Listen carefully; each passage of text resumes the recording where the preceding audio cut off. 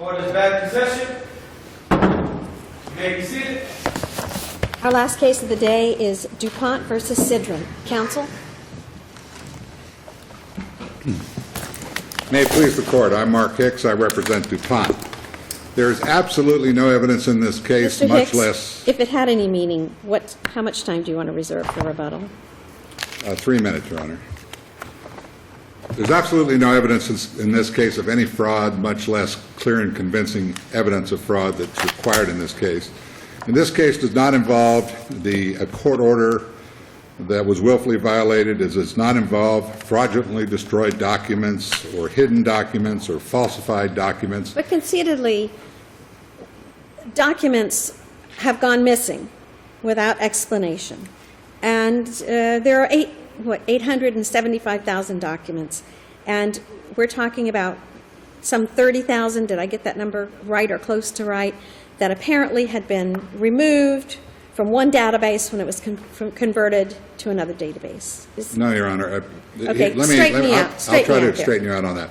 Let me tell you what Judge Donner said about the missing documents. It's like any other documents that are missing, and they're inadvertently missing. She listened to all the testimony about missing documents, and here's what she said in paragraph 24 of her striking order. The Court does not find that any of these matters provide further evidence of intentional manipulation of the collection. In other words, the missing document issue is a non-issue. Nobody found fraud or hiding documents, destroying documents. That just didn't pan out in this case. The concept of a missing document is as follows. In the 1990s, we had hard copies. There were no real computerized copies at that time. For nearly 9 years, we kept hard copies. Lawyers would come up there, get Xerox copies. Some copies of documents would be misfiled, etc. Those became missing. And then we converted to a computer system. Okay, a few more documents were missing. We went through all of the missing arguments at this trial, and Judge Donner found nothing wrong with missing documents. The next category of documents Your Honor is concerned about are non-responsive documents. DuPont segregated privileged documents out of the depository and segregated what's called non-responsive documents. Non-responsive documents are defined twofold. One, documents that are not relevant at all to the case, may be relevant to something else. Two, they are relevant documents, but duplicate documents. Judge Donner issued an order chastising us for having too many duplicates. We would have 15 copies of one document because with 80,000 employees and 5 million documents, we asked everyone to send in what they had. We initially put it in the depository, and Judge Donner didn't want that. So when we pulled out the 38,000 documents that were either not responsive or relevant, but there was another copy in the depository, that was segregated and put in a special place. Okay. Suddenly we come along and Judge Donner says in the show cause order, period, I want those produced. I want to see what's in there. Okay, they produced those documents. There was 38,000 of them. All right, we now distill those 38,000. We go to a hearing. What happens? What do they amount to? Nearly every one was either an exact duplicate of another document that's in the depository or substantially the same information. In fact, I quoted her in my brief where she said the documents are substantially the same. There's nothing missing. Okay, as to the 1 or 2 or 3 or 4 documents that were found to be not duplicates or substantially similar. So everything was wonderful. Everything was provided. Everything showed up. Yet we had hearing after hearing after hearing after hearing. We have like 19 or 20 boxes worth. And the judge enters a how many page, huge order saying that DuPont is manipulating this database for the purpose of defrauding working a fraud on the court and the other parties. She did say that, Your Honor, but let me tell you how she got there. Besides, she had her own idea about it. Mr. Retainer came along in 2007 and tried to take the position that before Debbie Naylor's deposition, that's a DuPont employee, he had no idea about non-responsive documents being actually taken out of the depository, privileged documents out of the depository. He had no idea about that. Well, that was proven to be absolutely false, but Judge Donner just didn't want to hear it. And let me just trace the first 4 facts about that. In 1995, Mr. Retainer, before that first trial, went to the depository, and in the depository there were slip sheets for non-responsive, missing, non-existent. And by the way, a non-existent document is one where the bait stamp missed. Okay, that's it's not in thin air. So they were all marked, and he was told exactly what happened. The very guidelines he was dealing with at the time said, this depository is ongoing. As new plaintiffs' lawyers come in from all over the country, they have all different theories of the case. One would say contamination, one would say bacteria, one would say some other problem. They all had to be re-examined, and to the extent that theory was being followed, documents put in the depository. All right, now, in 2004 we get along, we decide we're going to transfer all those single documents into DVDs. We hand them to Mr. Retainer in 2004, and with that were specific instructions. Was that before the first trial or after the first trial? Well, the DVDs were cut after the first trial. The first trial was 1995. There were no DVDs. There was just a paper depository. So the case went to trial and whatever discovery they had, and it went to a verdict on behalf of the plaintiff, correct? Whatever discovery he had, he went up to DuPont, saw the depository. These slip sheets were in there for every non-responsive document that was taken out, et cetera. But it went to verdict on behalf of the plaintiff. And then it was reversed because of misconduct. Unethical conduct. Okay, then we had another trial in 2001, and after that trial. But my question in that is, Mr. Retainer was able to try a case to verdict, a favorable verdict. Absolutely. He only put in 26 documents at the trial out of the 5 million documents that were sitting in the depository. Now, the interesting thing about that is that not one document, even till today, even they had a post-trial sanction hearing, he could not produce one document that he could have said or did say, or the judge found, that, gee, if you had this one document, we could roll it back to... The document's missing or destroyed. It's very difficult to produce. But a missing document, the judge heard Shu Woodhouse from DuPont and Debbie Naylor, the paralegal types back in those days, testify about how they became missing in a paper depository with millions of documents, and plaintiffs' lawyers handling them at tables and being copied. There are naturally going to be missing documents. But she found not one nefarious problem with a missing document. Not one scientist took it out and buried it. There was none of that. She got on a trail. There were some missing pages of a workbook or some studies. You're talking about the Sid Davidson notebooks. Okay. The Sid Davidson notebooks we had, and this is why she really said what she said about missing documents. We had two scientists looking for the Sid. There were about 3 or 4 pages in the depository indicating that Sid Davidson, a scientist, had notebooks. So she ordered that the notebooks be found. Well, in the first sweep, when only the 4 pages existed in the depository, DuPont scientists Delp and Peterson said they went through the mountain of documents and just missed it. Okay, in the second round, when it was ordered and a bunch of people went in and started looking, they found the Sid Davidson notebooks. But interestingly enough, in the post-trial sanction hearing, she held that none of that was material. There would be no reason for us to bury those documents. Nothing Sid Davidson talked about in those notebooks would have been used in any of the trials, no matter what Mr. Retainer tried to say, because he said, well, they're missing, so there must be a problem. Nothing was material at all. And Your Honors, interestingly enough, not only did the court, after the first sanction hearing, had no finding of materiality as to any document, so there would be no reason for DuPont to try to hide anything, but as to the last hearing that she had, and Mr. Retainer was trying to argue materiality, she specifically found that those documents were not material, that he already had the information, that this was just a way of Mr. Retainer trying to get some further relief. So there really is no fraud here of any kind. And she, as to missing documents, believed DuPont. It's right in paragraph 24 of her order. As to non-responsives, and this is the big area, okay, the contention was that, gee, but there were some relevant documents in non-responsive, and the court said, well, Mr. Retainer never knew this. The problem is the evidence belies that. There's a letter sent to Mr. Retainer and all the indexes and everything else, which says from Darrell Payne, that all the duplicate documents are put in non-responsives as well as non-responsive, okay? So those two categories, because the judge thought we were pulling the old needle in the haystack. Did you say that again? Okay. Although the word non-responsive is a poor choice of words, Mr. Rettiner and the other plaintiffs' lawyers were actually given the information, in fact, that non-responsive meant both non-responsive and responsive but duplicate, okay?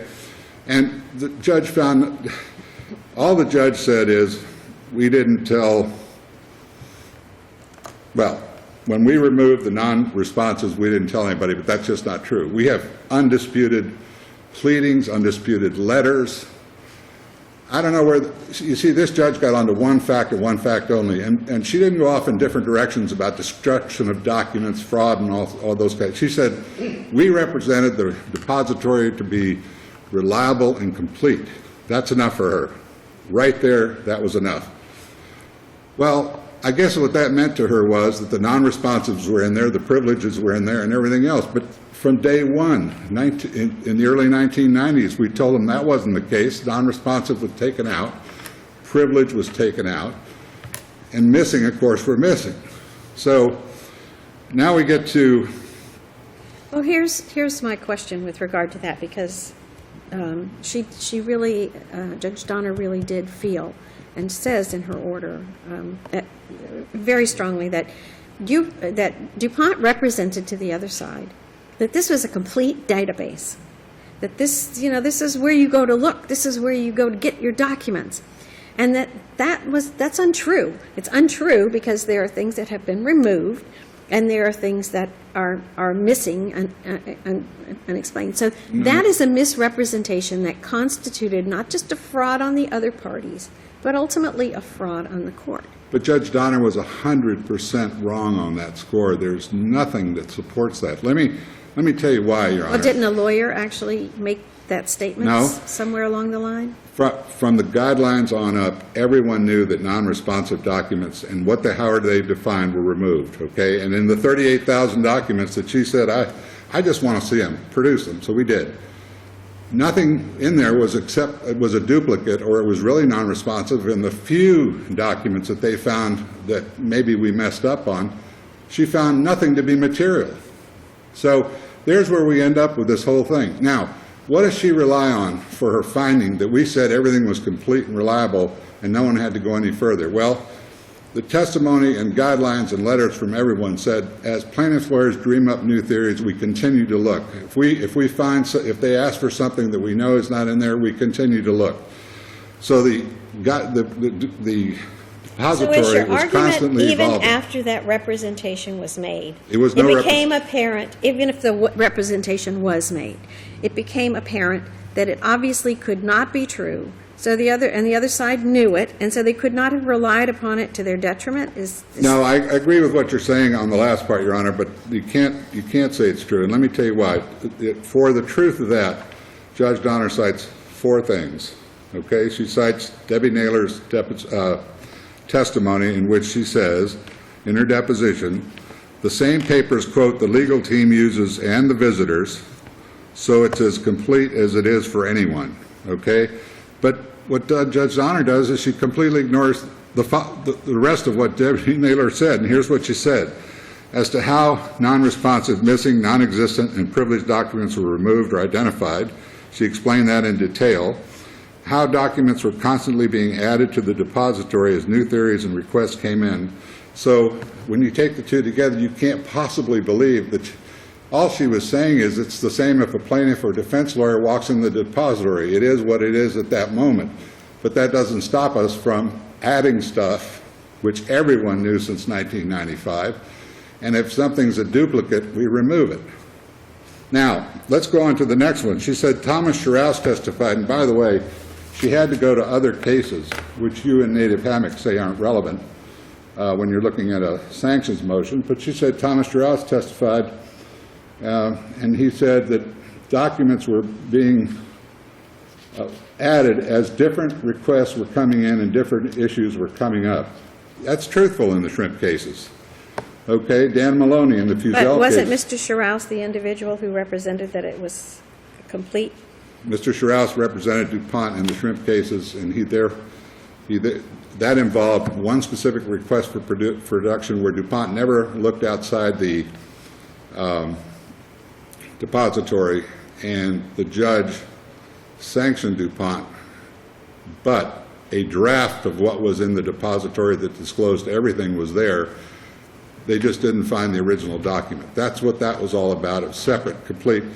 But there, Tom Scharouse disclosed that the document depository had all sorts of different documents coming in depending on the theory of the case. Now, Dan Maloney, in the Lake County case in Fusel, Judge Donner points to his testimony that Retainer got, quote, every conceivable document. But then she doesn't go on to the next couple of sentences where he said, I'm going to provide him, the plaintiffs, at our expense, all the CDs that contain all of the documents in the DuPont depository. Well, that's the point. The CDs are a picture of the depository at the moment they were burned. He gave them a copy of the CDs, which is an exact picture of the depository when they were burned, the CDs were burned, and nobody disputed that ever, and it's undisputed in this case. So there's really no problem. Okay, the third thing she points to is Eileen Moss sent a letter in 2004 in which she says, quote, that this production of documents on DVDs should eliminate any issues regarding the document production. Well, what Judge Donner doesn't do is say the phrase, as of this date, which means as of the date the DVDs were burned, it's an exact replica of the depository. And it was. No one disputes that. And Ms. Moss goes on to say in her letter, if you have any questions, please talk to Darrell Payne. Okay, Darrell Payne then writes to Mr. Retainer and describes in detail, in paragraph detail with titles, what the label non-responsive means, that it means not only non-responsive, but duplicates. Okay, he also tells him that missing or non-existent documents are defined, and he invites him to call him with questions. That's what this case is all about. Judge Donner did pick and choose little phrases, but if you take them all in context, if you look at the entire letter, there's no way anybody can be confused. And there's no way that Mr. Retainer could have ever been confused. And there's no way, as we ended up, all of the hearings, all of the time, all of the motions, could anybody point to a single document that would have made any difference to give DuPont the motive to hide anything. Which brings me to, I guess, my last question, because your time is just about up. What is this case really all about? It's not about discovery. What is it really all about? Well, I'll tell you what it's really all about, Your Honor, respectfully. And this is after the appeal, the last appeal.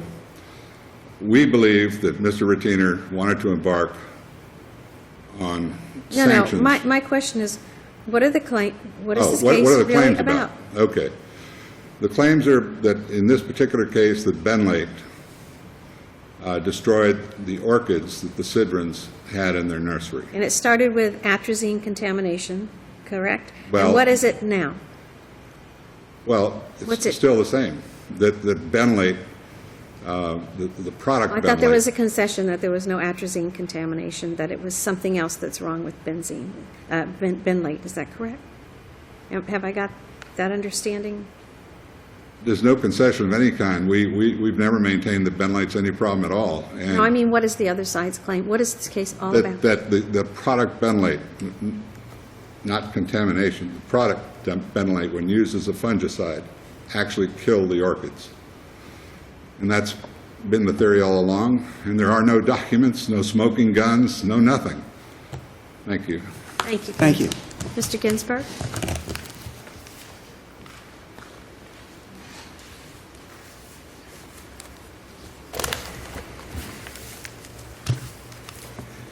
May it please the Court.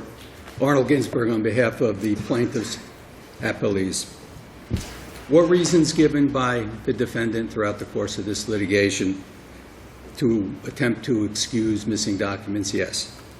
But in my time today, I'd like to address several matters which permeate the defendant's initial brief factually, matters which the defendant repeats in several locations at its reply brief, Factual Matters, pages 2, 3, and 11. Before you start, Mr. Ginsburg. Sure. This case was tried way back the first time, all the way to completion in favor of the plaintiff, the Sidrons. Was that not correct? But it was reversed because of something. A new trial was granted, it wasn't appealed, yes.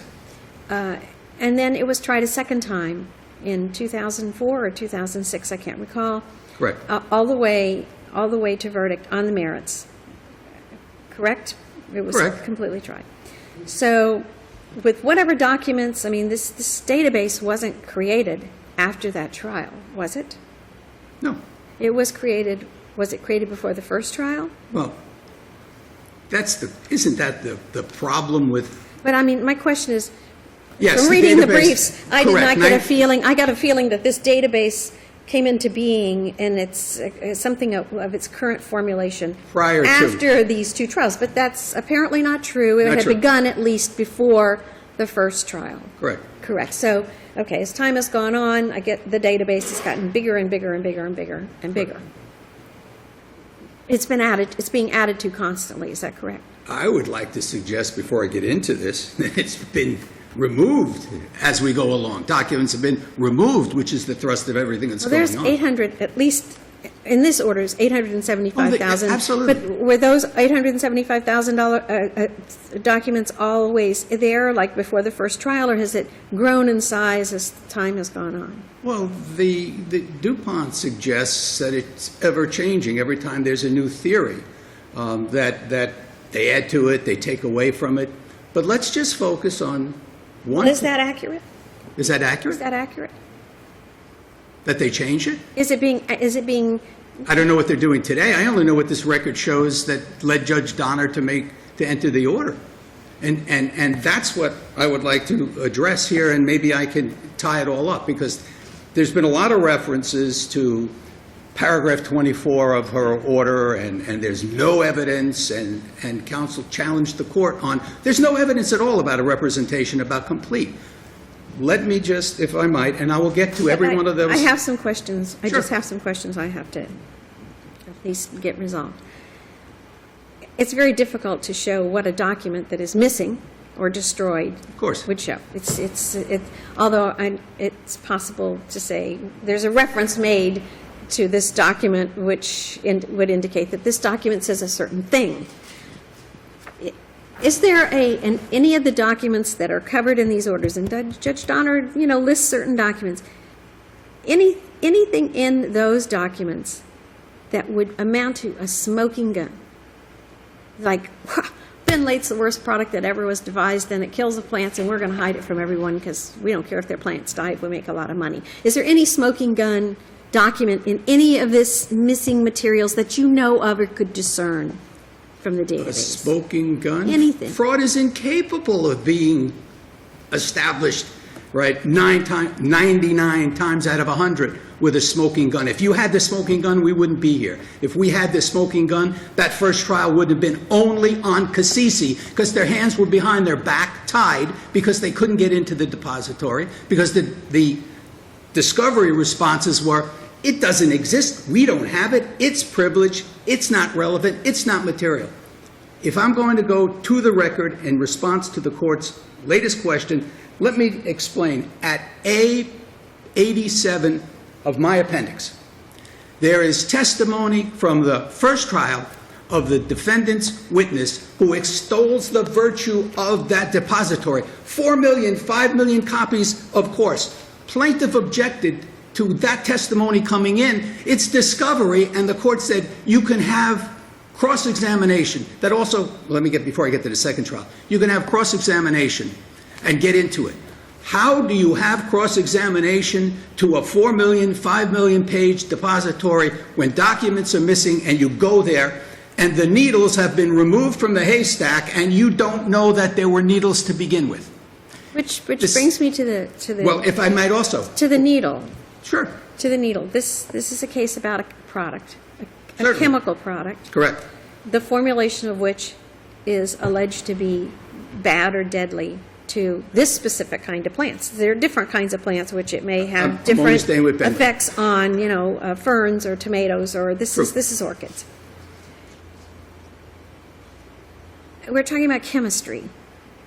I'm struggling with the fact that after 13 years, it appears not to be possible to figure out what the chemistry of that, what's in those bottles, happens to be, and whether when applied to this kind of plant, it kills or harms these plants. I don't know why it takes 800,000 documents or 4 million documents or 5 million documents to even get to that point. What in all of these documents really relates? Isn't that what this is all about? So this is all about is let me rephrase it and directly answer the court's question by sort of like rephrasing it. The court is suggesting to me today that the more successful DuPont was in hiding documents, non-responsive documents, removing documents, all through this, right, the better chance they have to succeed in defeating the plaintiff's claim? No, that isn't my question at all. The If court- there are 5 million total letters to Grandma saying what your Christmas list is, and they're hiding it, it doesn't have anything to do with this lawsuit, which is about whether the chemical formulation of phenolate kills orchids. All right, well, And then let after me- 13 years and 4 million documents, I'm struggling to see just one document One document. that, Let's go to paragraph 23 of the striking order, just as an example. And you can explain all one wants to explain about the materiality or lack thereof, but the court finds that the evidence presented at the hearing in regard to the Sid Davidson notebook pages is additional proof of the incompleteness and unreliability of the collection, particularly Dr. Peterson's testimony that he would have expected to have found the pages in question in the collection already in 2007 because they represent tests with Benamil-containing compounds.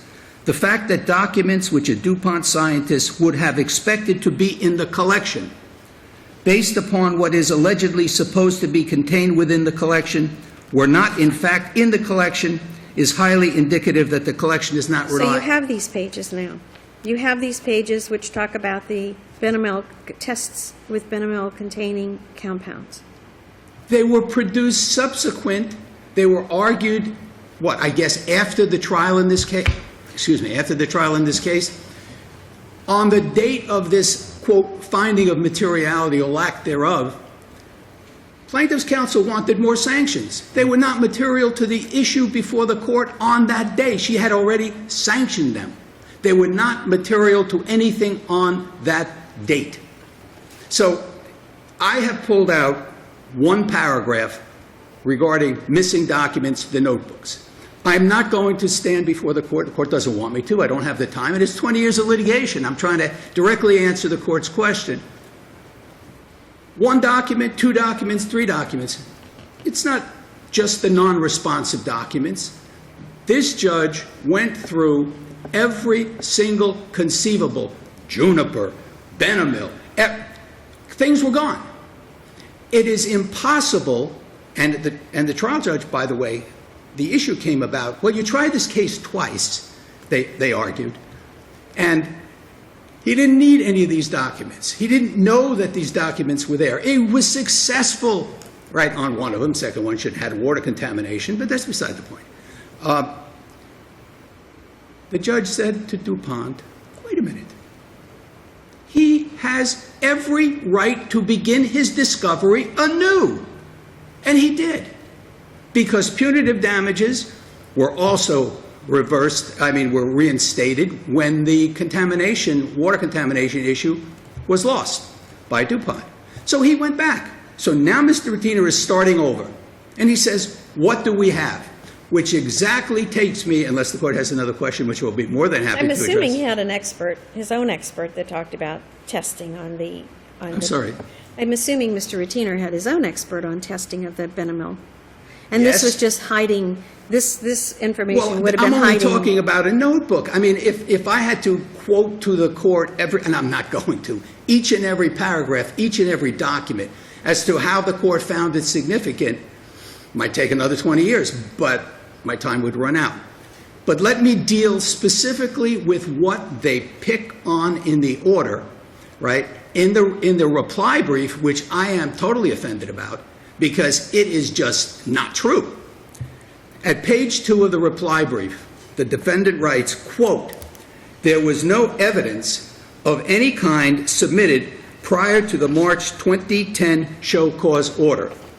And at page 11, the defendant writes, "The show cause order finding a prima facie case of fraud was not based on any live witness, testimony, or any other formal evidence."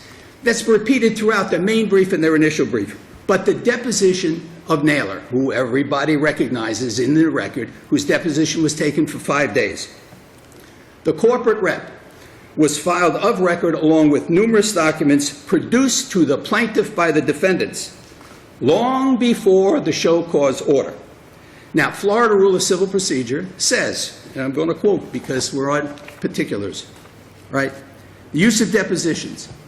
Upon the hearing of a motion, any part or all of a deposition may be used against any party, though the witness were then present and testifying in accordance with any of the following provisions. She was DuPont. For all practical purposes, she was DuPont, according to the following provisions. The deposition of a party who at the time of taking the deposition was an officer or a person designated may be used by an adverse party for any purpose. That deposition, along with all the documents and everything else, was evidence. Moreover, and prior to the entry of the March 17, 2010 striking order, right, on December 14, 2007, 3 years before, plaintiff requested the court... You're saying Ms. Naylor was the person who was provided for deposition with the most knowledge, the representative with the most knowledge of the creation and so management. She wasn't the vice president of No, DuPont but who said, for- let's instruct this young woman to hide. Correct. Okay. For the defendant to say no evidence of any kind, right, is ludicrous, right? You could agree with her deposition, you could tear it apart, you can rehabilitate her, but to say that there was no evidence, right, I disagree. Plaintiff requested on December 14, 2007, some 3 years prior to the 2010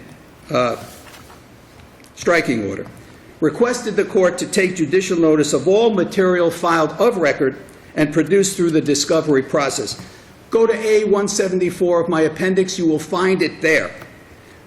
The cases cited in my brief say no formal introduction is needed when a court takes judicial notice, which the court absolutely positively did throughout the order to show cause. In addition, the court in camera examined the so-called index and reached her own evidentiary conclusions regarding what she found. What's striking about this? No pun intended. Prohibition was immediately taken. They knew what she was going to find, right? They had a right to take prohibition, and maybe their motivation was a little bit different. Once she got into that index, they knew she was going to find documents missing, inconsistencies, and everything else. Now,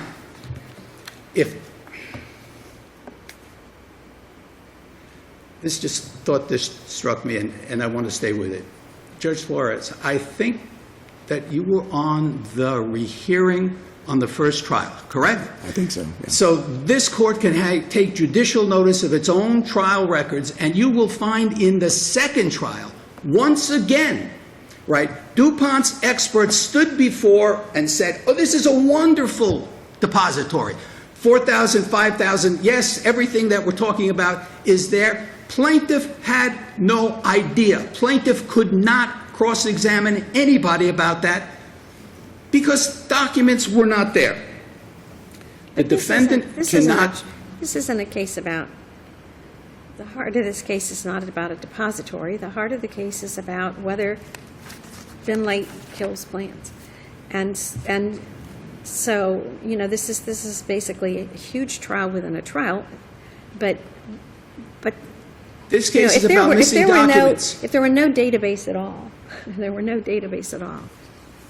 Does the court today believe that a litigant has the right to perpetrate a fraud on the court for 20 years on the court?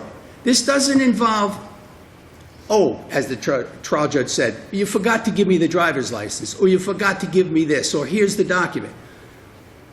Representations to the court for 20 years, which were proved to be false and to establish by evidence before the trial judge that it was false.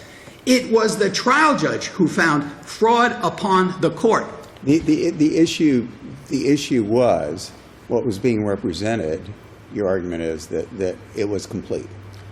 And the court said, we've got to have this complete. We've got to have this complete. Everybody's going to rely on it over and over again. And it wasn't complete. It wasn't complete. And the worst part of this, and this is why I'm going to 87 and the court being on the last, take judicial notice of your own records, everybody wants to go, Mr. Ratiner could have done certain things regarding this, and he's got to be able to prove maybe it was Benamil, maybe it was atrazine, maybe... Nonsense. People are not looking at the other side of the coin. DuPont's experts came in to tell everybody, right, that the documents were there, my opinions are based on the documents that are in the depository, et cetera, et cetera, et cetera. And every objection that was made by plaintiff's counsel in 2 trials, right, wait a minute, I've got to get to this. I want to be able to see that you've got your opportunity to do so on cross-examination, objection overruled. What do you do on cross-examination? You don't have anything. You go there and there are no needles. And this is fraud upon the court. Maybe misdirection as to plaintiff's counsel, but fraud upon the court. Now, let me take you back and ask you of basically, I'm not sure I got an answer to one of Judge Wells' question. I understand what you're saying, that for 20 years or whatever, that it's been represented to everybody that this is complete, and your argument was, or is, it was not complete, and she found that it was not complete. My question then goes the next step.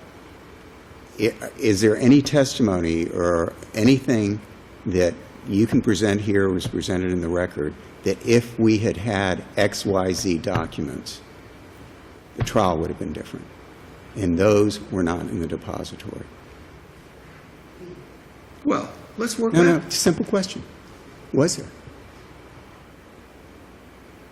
I have to answer You can say yes or no or whatever. No, but Okay. but I understand the court's But give me an question, and I'm explanation. Yeah, not trying to explain duck it. No, yes, yes. Okay. 3 trials. So there were documents Of course. that was presented to Judge Donner and said, Judge, if we had had these documents, the trials would have been different, or our experts could have done X, Y, Z, or something like that. Am I correct? Or something like that, absolutely, or something like that. So we're not just dealing with an issue of, look, Judge, for 20 years it was a fraud upon the court because it wasn't complete. Of course not. We're issuing, that's what I've been hearing so far. No. We're dealing with, it was not complete, and if it had been, We could have gone ABC. after their expert, right? If we would have had documents, maybe our experts would have re-examined. But we're dealing with a case that's coming up for trial.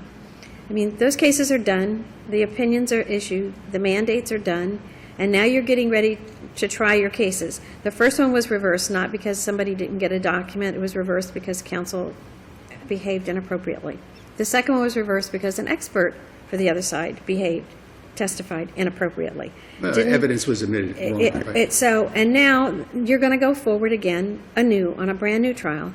So the issue is there anything now, question, that you don't have, that you've shown that they've hidden or destroyed, that will, and the answer. All right. Let me answer it this way. The most difficult thing that anybody can ever establish positively is the existence of a negative. If we would have, does anybody reasonably believe that DuPont's going to say, let's just keep this in our back pocket as opposed to destroy it? Maybe it'll fall out and somebody you keep can find it. saying, let us keep this in our back pocket and destroy it. What was kept in the back pocket or destroyed that you needed or you're aware now would have changed it? That's what I'm trying to get at. Are you aware of anything? Or are you saying, look, there's just so much that's missing. Correct. We just can't possibly go forward with our case in the proper manner because we really don't have everything. Good, bad, indifferent, relevant, irrelevant, it doesn't matter. The judge said, right, produce everything in the depository, right? The judge said they were going to produce X, Y, and Z. I don't understand why, at this point in time, that we have to prove the absence of a negative and say if we had something that we didn't know existed, we would do something different. Well, perhaps it is because we're dedicated to hearing cases on the merits.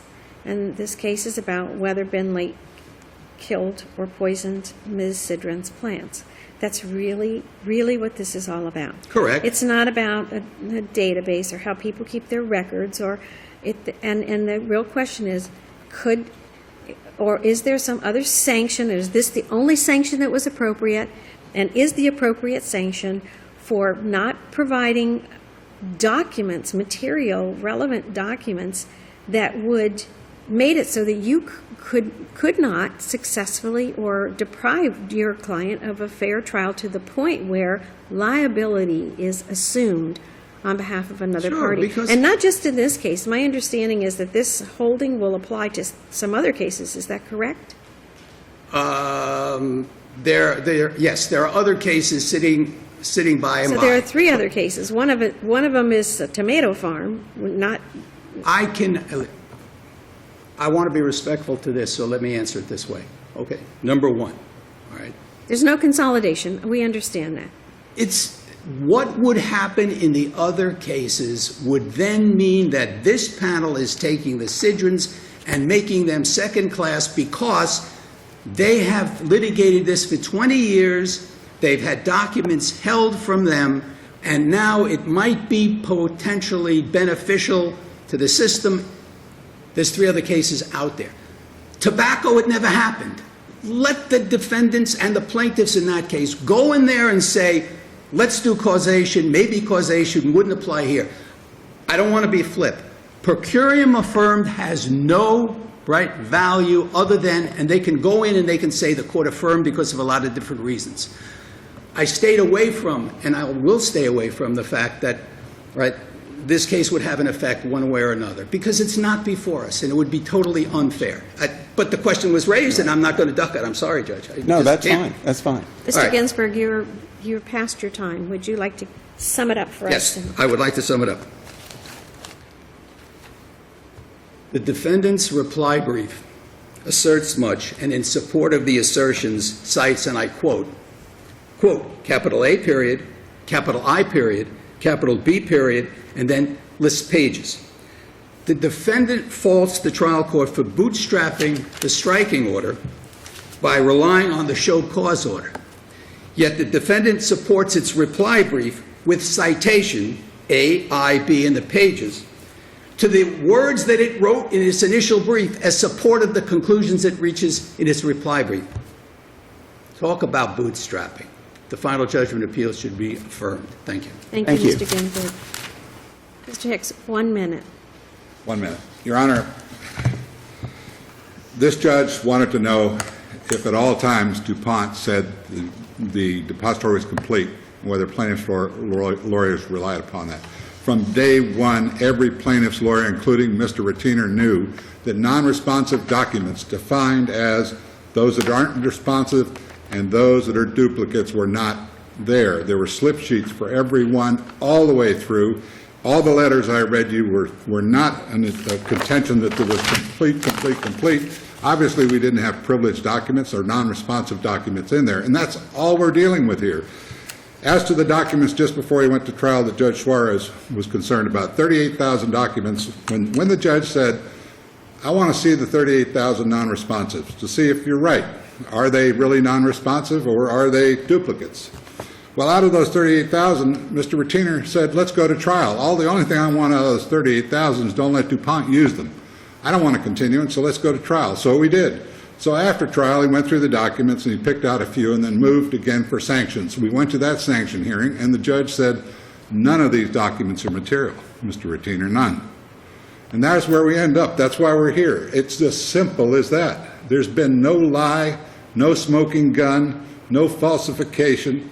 And if telling a lawyer it's complete, but non-responsives are not in there, privileged are not in there, then we're guilty of that. But you can't leave those other two out, because that's all that was removed. And if in 20 years of a depository where you had paper depository for 9 years, a conversion to computer, some documents are missing, that's going to happen in every giant case. If we reverse and you have a trial on the merits, on liability, Yes, Your Honor. would your experts or any witnesses from DuPont rely on any document that is not part of the database or has not been provided to the party? Absolutely not. We would not rely on any document that's not been provided. Absolutely not. Or that's not in the Or it's not in the database. Exactly. Thank you, counsel. Thank you Counsel. both. Thank